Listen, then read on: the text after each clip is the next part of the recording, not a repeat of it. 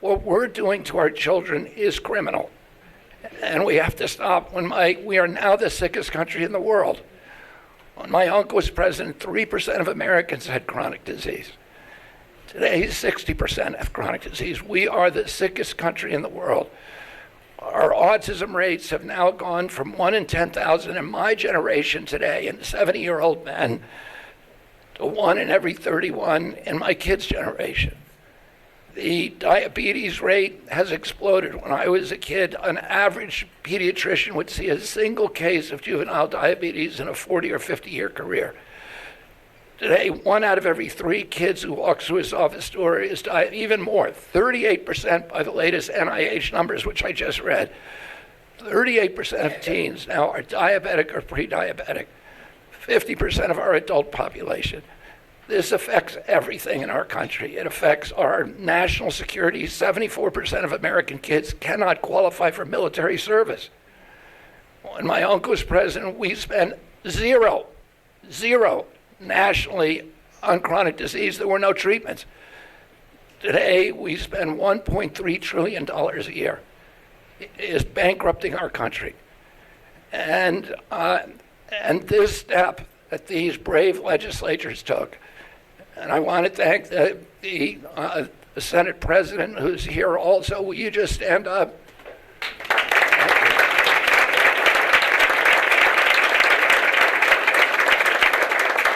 We finally have an opportunity to address this, and it's happening at the grassroots. People are saying, we are not going to take it anymore. We are not going to be mass poisoned by an industry that has captured our regulatory agencies. And this is what Leo was talking about. We have 10,000 ingredients in our foods, and the Europeans have 400. And that's because we have a captured regulatory agency. They've captured our politicians. And I want to challenge the press. If you find a legislator or a political leader in this state, go out and find one after this meeting who did not support the SNAP waiver legislation. Ask them why. Get them to offer you a rational explanation. I guarantee you they will not come up with one. Why are we paying for sugar drinks that are poisoning our kids and giving them diabetes? If you want a Coke, God bless you, go get one.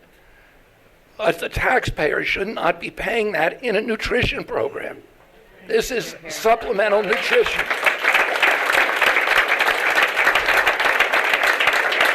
There are no nutrients in that soda. There are none. And why are we paying for that? We should be paying for healthy. We're going to pay for it twice. We're going to pay for it now, and then we're going to pay for it with the diabetes bills later on. Oh, ask them to give you a rational explanation and then sit there and say that does not make any sense. What is the real reason that you voted against this bill? And do your investigation and find out how much money they are taking from the soda industry. And you look at all of these public health groups like the American Heart Association, that oppose this legislation. How can they do that? Ask them, how much money are you taking from the soda industry? This is clear cut. There is no reason to vote against this bill except for sheer corruption, because you've been bought off through a system of legalized bribery. And I'm very proud of these legislators and senators for standing up for the health of the people of Arizona. We need,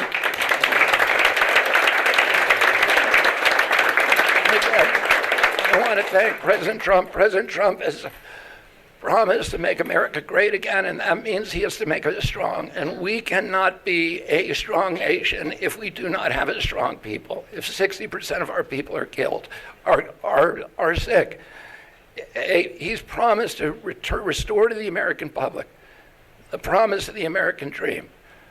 That a healthy person has 1,000 dreams. A sick person only has one. And we have 60% of the people in this country today who only have one dream. And that's that they can make it through the day without discomfort, that they can survive to see their children grow. And we need to take care of these little ones. It is our obligation. It is the obligation of every member of this elected body. And let's call them to task when they don't do the obvious thing. This is easy. It's a no-brainer. And I'm very grateful to these legislators and very, very grateful to President Trump for allowing this to happen.